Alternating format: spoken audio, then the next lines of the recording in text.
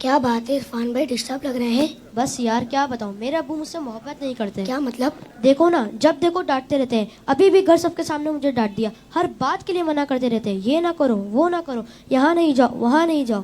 اتفاق سے میرے ابو بھی ایسے ہی ہیں. مجھے تو ایسا لگتا ہے دنیا کے سارے ابو ایک جیسے ہوتے ہیں. صحیح کہہ رہے ہیں آپ.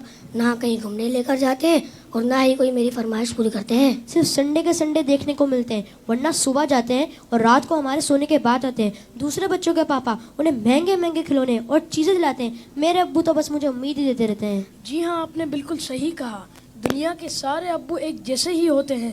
وہ خود سے زیادہ اپنے بچوں اور فیملی کا خیال رکھتے ہیں. کیا آپ نے کبھی یہ سوچا کہ کیا ان کا دل نہیں کرتا ہوگا کہ وہ بھی گھر میں رہیں، سکون سے بیٹھ کر آرام کریں؟ پتہ نہیں، شاید چاہتا تو ہوگا. اور جہاں تک بات ہے آپ کی فرمائشوں کی، تو ان کی سیلری ہی اتنی کم ہوتی ہوگی کہ وہ چاہ کر بھی آپ کی فرمائشیں پوری نہ کر پاتے ہوں. ہو سکتا ہے ہماری ضرورتیں پوری کرنے کے بعد ان کے پاس اتنے پیسے ہی نہ بچتے ہوں کہ وہ ہماری فرمائشوں کو بھی پورا کریں. میں نے اس طرح سے کبھی سوچا ہی نہیں. اور جہاں تک آنکھیں دکھانے کی بات ہے تو یہ بھی ان کی مجبوری ہے کہ ان کی ڈیوٹی ہے کہ وہ ہمیں ہمیشہ بری باتوں سے روکیں اور اچھی باتوں کی ترغیب دیں. اچھا فیضان بھائی، یہ بتائیں آپ کی ضرورتوں میں کوئی کمی آئی ہو؟ نہیں تو بالکل بھی نہیں. کبھی ایسا ہوا کہ آپ بیمار ہوئے ہوں اور آپ کے ابو کو آپ کی فکر نہیں ہوئی؟ ہماری بیماری میں سب سے زیادہ پریشان ہونے والے ہمارے ماں باپ ہیں. آپ کے ابو چھوڑ کر کہیں گھومنے چلے گئے ہوں؟ نہیں تو کبھی نہیں. کبھی ایسا ہوا کہ آپ کے ابو نے خود تو کچھ اچھا کھایا اور آپ کو نہ دیا ہو؟ کبھی نہیں. اگر کوئی اچھی ڈش کم ہوتی ہے تو وہ ہمیں دے دیتے ہیں اور کہتے ہیں تم کھا لو، میرا دل نہیں چاہ رہا. اگر یہ پیار نہیں ہے، محبت نہیں ہے، تو پھر کیا ہے؟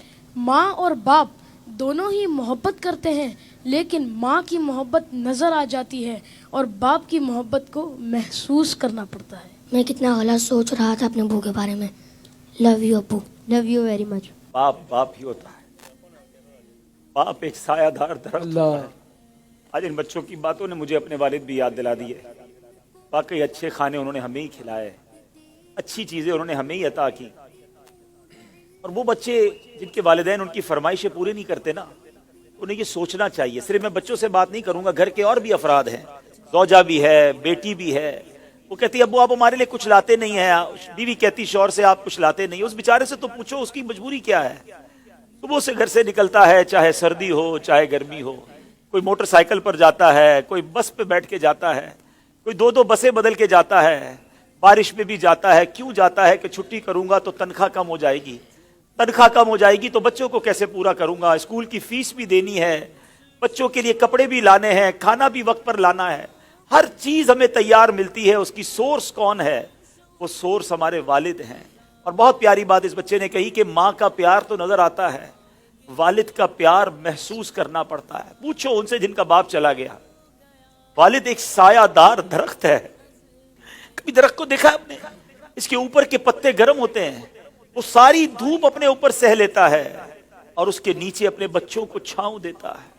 اگر لوگ بعض اوقات اپنے والد کی قدر نہیں کرتے، اپنے والد سے الجھتے ہیں، اپنے والد کو برا بھلا کہتے ہیں، یاد رکھیے میرے آقا فرماتے ہیں، اس کا مضمون یہ ہے کہ والد کی رضا میں اللہ کی رضا ہے اور والد کی ناراضی میں اللہ کی ناراضی ہے.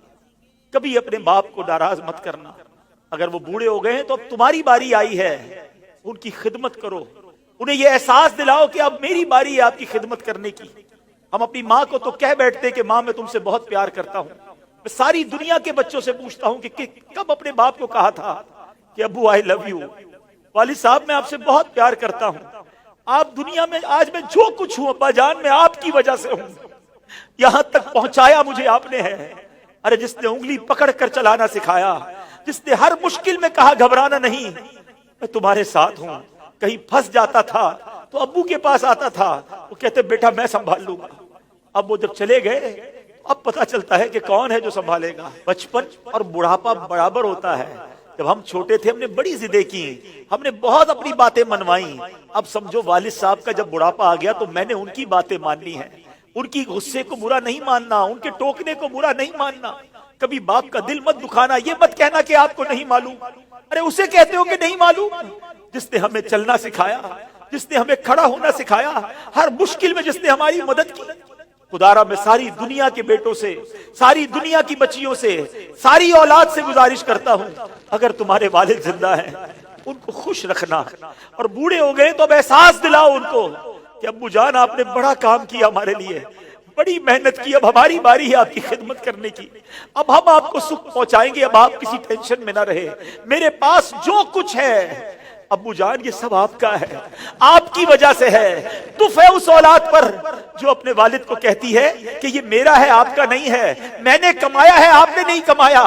یہ کبھی مت کہنا میرے پاس جو کچھ ہے، جو شرافت ہے، جو عزت ہے، جو دولت ہے، وہ سب کچھ ماں باپ کی وجہ سے ہے، وہ والد کی وجہ سے بالخصوص ہے۔ اپنے والد کو بڑھاپے میں خوشی دینا، اور جن کے ماں باپ چلے گئے اب ان کے لیے خوب ایصال ثواب کرے، ان کی قبر پر جایا کرے، وہاں دعائیں کیا کرے، بڑی پیاری دعا ہے۔ آؤ آخر میں مل کر ہاتھ اٹھائیے، اپنے ماں باپ کے لیے جو قرآنی دعا ہے وہ کرتے ہیں۔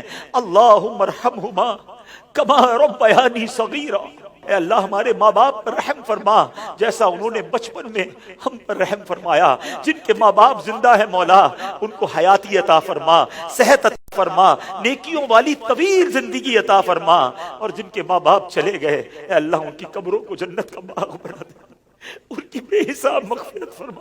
تیرے دربار میں ہم دعا کرتے ہیں، انہوں نے ہم پر بڑی مہربانیاں کی ہیں، تو ہمارے ماں باپ پر مہربانی فرما، آمین بجاہ النبی الامین صلی اللہ تعالی علیہ وسلم۔